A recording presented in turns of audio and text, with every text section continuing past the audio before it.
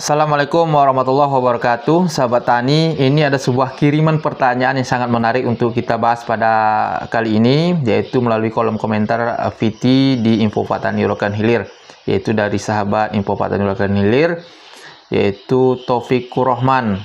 Nah, dengan inti pertanyaan seperti ini, apakah PNS memiliki lahan sawah pertanian padi menjadi anggota kelompok tani juga dilarang?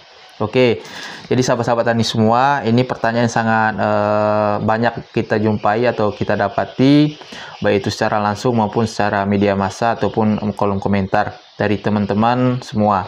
Dan ini juga perlu kita bahas dan kita luruskan.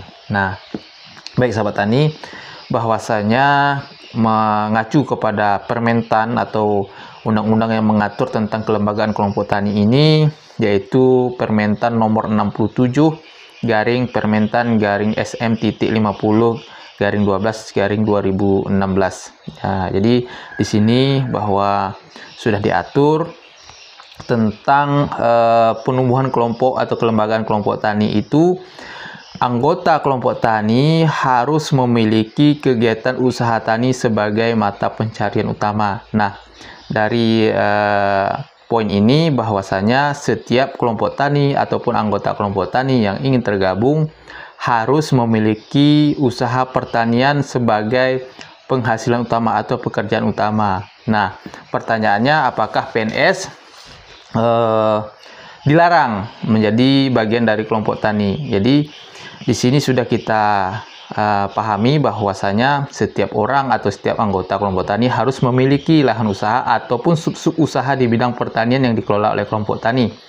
Nah, apabila PNS ini dia memiliki usaha di bidang pertanian serius ataupun memiliki usaha kelompok usaha pertanian sebagai penghasilan utamanya, ataupun dikatakan 50-50 lah, mungkin dia sebagai pegawai ataupun sebagai petani. Jadi di sini boleh menjadi anggota kelompok tani. Tidak ada larangan sama sekali bahwa PNS itu menjadi bagian dari kelompok tani. Tidak ada larangan petani, dan bahkan harapan kita semua bahwa PNS bisa mendongkrak lembaga ekonomi pertanian ini menjadi lembaga yang lebih mandiri dengan kehadiran PNS tersebut. Apakah dia PNS-nya melalui dari guru ataupun PNS dari lain-lain, tentunya PNS ini memiliki kelebihan-kelebihan dari petani-petani biasanya yang bisa mampu mendorong petani-petani kita atau lembaga ekonomi petani menjadi lebih baik lagi. Tetapi ini kita lanjutkan lagi. Tetapi pada poin syarat untuk menjadi pengurus itu juga diatur di dalam Permentan ini, bahwa pada proses penumbuhan poktan itu anggota yang dipilih atau maksudnya pengurus yang dipilih itu harus dari anggota dan oleh anggota dari perwakilan anggota itu sendiri untuk jadi pengurus. Nah, itu poin pertama, dan juga ada poin-poin berikutnya, dan yang paling penting adalah pada poin yang tercantum di dalam Permentan ini tidak berstatus sebagai aparat PNS, TNI, Polri ataupun pamung desa. Nah, dari sini kita ambil kesimpulan bahwa PNS boleh menjadi bagian dari kelompok tani ataupun anggota kelompok tani, tetapi tidak boleh menjadi pengurus kelompok tani. Nah, ini yang kita garis bawahi.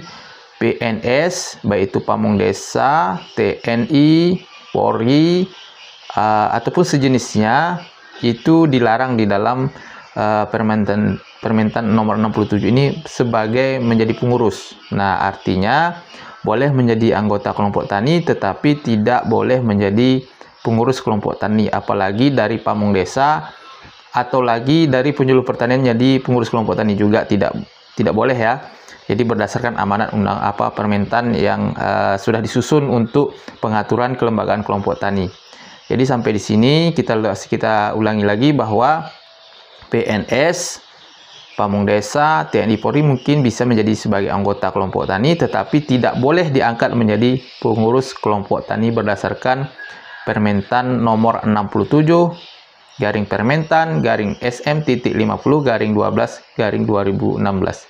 Oke sahabat tani, itu saja penjelasan singkat ini. Mudah-mudahan bisa memberikan pencerahan bagi teman-teman kita, baik itu si penanya maupun teman-teman petani lainnya.